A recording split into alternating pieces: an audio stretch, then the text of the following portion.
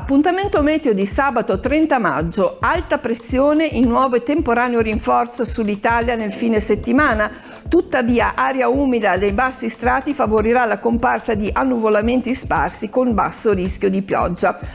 Oggi basso rischio di pioggia che si accentua anche isolato piovasco sotto annuvolamenti più intensi, nel pomeriggio attenuazione della nuvolosità cumuliforme che resterà presente solo sulle Alpi Ligure e testate di Valtrebbia e Val d'Aveto senza produrre fenomeni. I venti saranno deboli a temporaneamente moderati da sud, mare generalmente poco mosso, temperature in generale lieve calo sia alle minime sia alle massime.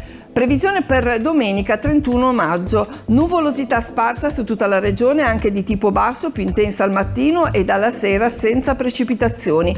Nell'arco della giornata saranno possibili pause asciutte ma con sole diffusamente velato. I venti saranno da deboli a moderati da sud, rinforzi sui versanti padani appenninici nel pomeriggio, mare da poco mosso a mosso, localmente molto mosso nel pomeriggio, temperature in aumento le minime, in calo le massime.